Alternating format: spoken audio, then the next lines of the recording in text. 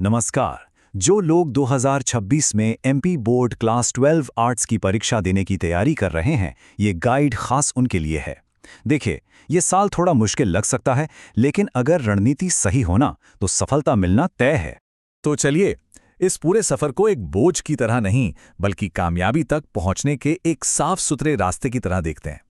हम सिलेबस से लेकर उन टॉपर्स की कमाल की स्टडी टिप्स तक सब कुछ कवर करेंगे। ठीक है, तो शुरू करते हैं।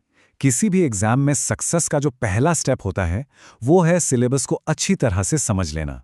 आइए एक नज़र डालते हैं कि हमें किन सब्जेक्ट्स पर अपनी पकड़ मजबूत करनी है। तो हमारे इस एकेडमिक नक्शे का जो शुरुआती पॉइंट है, वो है इतिहास, जो हमें सीधे हमारे अतीत की गहराइयों में ले जाएगा। देखिए, इतिहास का सिलेबस ना असल में एक टाइम ट्रैवल जैसा है। हम हड़प्पा जैसी पुरानी सभ्यताओं से शुरू करेंगे, फिर अलग अलग साम्राज्यों और भक्ति सूफी परंपराओं को जानेंगे, और ये सफर जाकर रुकेगा महात्मा गांधी और भारतीय संविधान के निर्माण पर।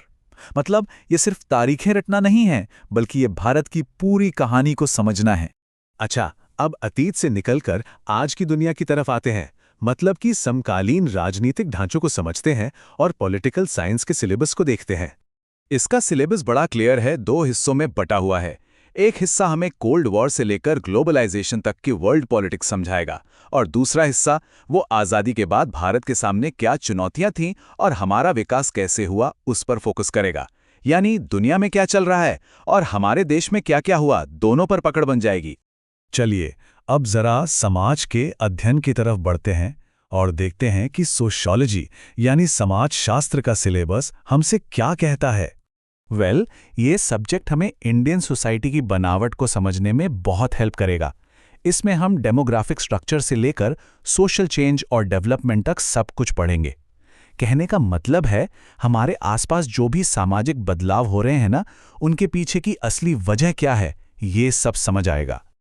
और अब आते हैं हमारे मुख्य विषयों में से आखिरी सब्जेक्ट पर, यानी ज्योग्राफी, जो कि फिजिकल और ह्यूमन दोनों पहलुओं पर फोकस करता है। इसके भी दो मेन पार्ट्स हैं। पहला हिस्सा हमें ह्यूमन ज्योग्राफी के बेसिक प्रिंसिपल्स बताएगा, और दूसरा पूरी तरह से भारत की आबादी, यहाँ के रिसोर्सेज और इकोनॉमी पर फोकस्ड होगा। ये हमें दुनिया और भारत दोनों को समझने का एक बहुत बढ़िया नजरिया देता है। तो अभी तक हमने ये तो जान लिया कि भाई क्या पढ़ना है। अब बारी है ये समझने की कि कैसे पढ़ना है, और इसके लिए हम सीधे उन लोगों से सीखेंगे जिन्होंने इस एग्जाम को टॉप किया है, यानी एमपी बोर्ड के टॉपर्स से। ये है टॉपर्स की सबसे पहली और सबसे जरूरी सलाह। कामयाबी की नींव ही आत्मविश्वास पर टिकी होती है। अगर खुद पर यकीन है तो समझ लीजिए कि आधी लड़ाई तो वैसे ही जीत ली।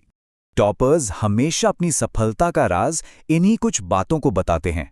रोज पढ़ाई करना, एकदम फोकस्ड होकर सेल्फ स्टडी करना, हर दिन रिवीजन करना, और हाँ, सबसे जरूरी बात, सोशल मीडिया जैसी ध्यान भटकाने वाली चीजों से दूरी बनाना। ज्यादातर टॉपर्स का यही मानना है कि स्कूल की पढ़ाई के अलावा रोज के 3 से 4 घंटे की फोकस्ड सेल्फ स्टडी अच्छे मार्क्स लाने के लिए काफी होती हैं। ये एक ऐसा टारगेट है जिसे आसानी से अचीव किया जा सकता है। अच्छा, अब जनरल एडवाइस से थोड़ा आगे बढ़ते हैं और एक टॉपर प्रतिभा सोलंकी के डेली रूटीन का एक परफेक्ट एग्जाम्पल देखते हैं। इससे हमें एक्शन के लिए एक क्लियर प्लान मिल जाएगा। ये जो 4 स्टेप वाला रूटीन है ना, बहुत सिंपल है पर है बहुत पावरफुल।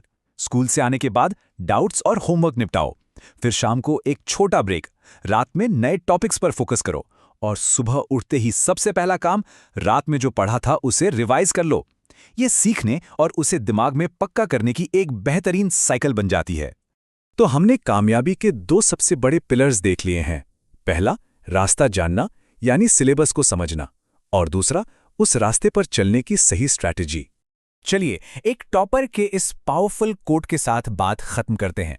ये हमें याद दिलाता है कि अगर लगन और खुद पर भरोसा हो तो कोई भी मंजिल हासिल की जा सकती है। तो ये अकादमिक साल अब शुरू हो चुका है।